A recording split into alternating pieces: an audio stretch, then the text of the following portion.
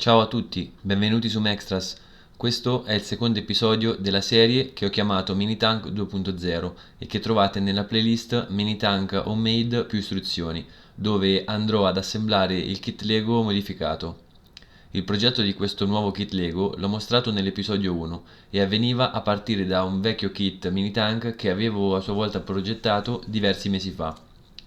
In questo episodio andrò ad assemblare tutti i pezzi secondo l'ordine delle istruzioni che mi sono creato e tra l'altro ho pubblicato un video dedicato nel caso in cui vogliate vedere tutti i passaggi per ricreare questo mini tank. Non vi nascondo che ho ricevuto anche molte richieste per la vendita di questa nuova versione, quindi il video di istruzioni del mini tank 2.0 potrebbe tornarvi utile. Siccome il telaio di base del MINITANK 2.0 è lo stesso di quello della versione originale, a video sto smontando il vecchio MINITANK e lo sto disassemblando, per poi andare a installare i nuovi pezzi che lo renderanno il carro armato cacciagatti perfetto per tutte le occasioni sia dentro casa che fuori casa. Quindi da questo punto partirà il video di assemblaggio del nuovo MINITANK in cui vedrete come l'ho montato fisicamente e mi raccomando controllate in descrizione tutti i vari step del video nel caso in cui ci siano delle parti che vi annoiano e vogliate saltarle.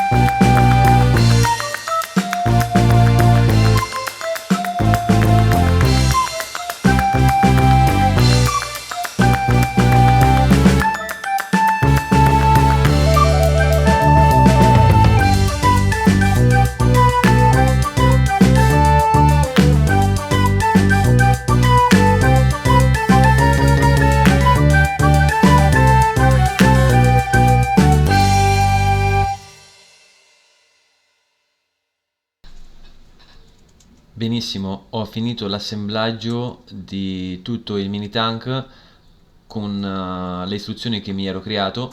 Questo è il risultato finale ed è la differenza tra il vecchio cannone e il nuovo cannone con il nuovo meccanismo di lancio. A questo punto quello che rimane da fare è andare ad installarci il caricatore con diversi colpi che il mini tank potrà sparare automaticamente al segnale del radiocomando. Il caricatore sarà composto da circa 12-13 pezzi Lego che diventeranno proiettili letali per i vostri gatti nel caso in cui vogliate indispettirli. Inoltre, un altro passaggio che sarà fatto nei prossimi secondi sarà quello di andare a installare un elastico, perché infatti, come avevo spiegato nell'episodio 1, utilizzerò lo stesso meccanismo di quello che avete nelle vostre automobili, che è il meccanismo biella manovella.